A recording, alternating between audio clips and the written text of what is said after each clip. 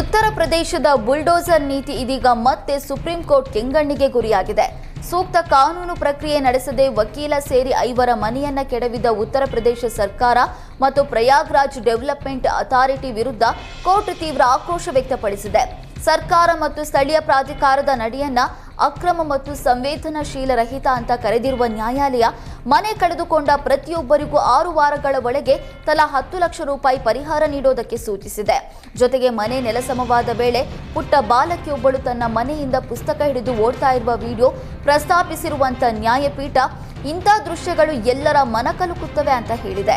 2023ರಲ್ಲಿ police ಎನ್ಕೌಂಟರ್ಗೆ ಬಲಿಯಾದ gangster ರಾಜಕಾರಣಿ ಅತೀಕ್ ಅಹಮದ್ಗೆ ಸೇರಿದ ಜಾಗವೆಂದು ತಪ್ಪಾಗಿ ತಿಳಿದು ತಮ್ಮ ಮನೆಗಳನ್ನು ಕೆಡವಲಾಗಿದೆ ಎಂದು ಅರ್ಜಿದಾರರ ಪರ ವಕೀಲರು ವಾದಿಸಿದರು.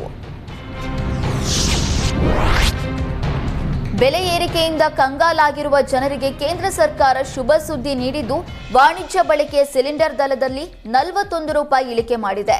ಇಳಿಕೆಯ ಬಳಿಕ ಬೆಂಗಳೂರಿನಲ್ಲಿ 19 ಕೆಜಿ ತೂಕದ ಸಿಲಿಂಡರ್ ಬೆಲೆ 1836 ರೂಪಾಯಿಗೆ ಇಳಿಕೆಯಾಗಿದೆ. ಉಳಿದಂತೆ ಮುಂಬೈನಲ್ಲಿ 1713 ರೂಪಾಯಿ 50 ಪೈಸೆ, ಕೋಲ್ಕತ್ತಾದಲ್ಲಿ 1868 ರೂಪಾಯಿ 50 ಪೈಸೆ, ಇನ್ನು ಚೆನ್ನೈನಲ್ಲಿ 1921 ರೂಪಾಯಿ 50 ಪೈಸೆ ಇದೆ. ಇದೇ ವೇಳೆ ವೈಮಾನಿಕ ಇಂಧನ ದರಗಳನ್ನು ಕೂಡ ಇಳಿಸಲಾಗಿದೆ. ವಿಮಾನದ ಇಂಧನದ ದರ ಪ್ರತಿ 1000 ಲೀಟರ್ಗೆ 5870 ರೂಪಾಯಿ ಇಳಿಕೆಯಾಗಿದೆ. ಹೀಗಾಗಿ ದರ ಇದೀಗ 89,441 ರೂಪಾಯಿಗೆ ಕಡಿತಗೊಂಡಿದೆ. ಪ್ರಯಾಗ್ರಾಜ್ನಲ್ಲಿ 45 ದಿನಗಳ ಕಾಲ ನಡೆದ ಮಹಾಕುಂಭ ಮೇಳದ ಅವಧಿಯಲ್ಲಿ ಒಟ್ಟಾರೆ 2.8 ಲಕ್ಷ ಕೋಟಿ ರೂಪಾಯಿಗಳ ಬೃಹತ್ ಆರ್ಥಿಕ ವಹಿವಾಟು ನಡೆದಿರುವುದಾಗಿ ಡನ್ ಮತ್ತು ಬ್ರಾಡ್ ಸ್ಟ್ರೀಟ್ ವರದಿ ತಿಳಿಸಿದೆ.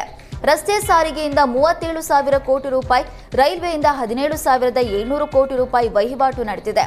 ಯಾತ್ರಿಕರು ಮನರಂಜನಾ ಚಟುವಟಿಕೆಗಳಿಗಾಗಿ 10,000 ಕೋಟಿ ರೂಪಾಯಿಗಳನ್ನು ಖರ್ಚು ಮಾಡಿದ್ದಾರೆ. ಚಿಲ್ಲರೆ ವ್ಯಾಪಾರಿಗಳಿಂದ 7,000 ಕೋಟಿ ರೂಪಾಯಿ ಹಾಗೂ ಆಹಾರ ಸೇವೆಗಳಿಂದ 6,500 ಕೋಟಿ ರೂಪಾಯಿ ವಹಿವಾಟಾಗಿದೆ. ಚಹಾ ಅಂಗಡಿಯವರು ದಿನಕ್ಕೆ ಸರಾಸರಿ 30,000 ರೂಪಾಯಿ ಗಳಿಸಿದ್ರೆ, ಪೂರಿ ಅಂಗಡಿಯವರು 1,500 ರೂಪಾಯಿ ಗಳಿಸಿದ್ದಾರೆ ಎಂದು ವರದಿ ತಿಳಿಸಿದೆ.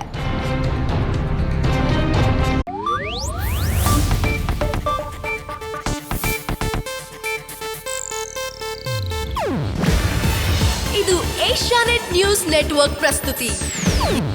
ನೀವು ನೋಡ್ತಿದ್ದೀರಾ ಏಷ್ಯಾನೆಟ್ ಸುವರ್ಣ ನ್ಯೂಸ್.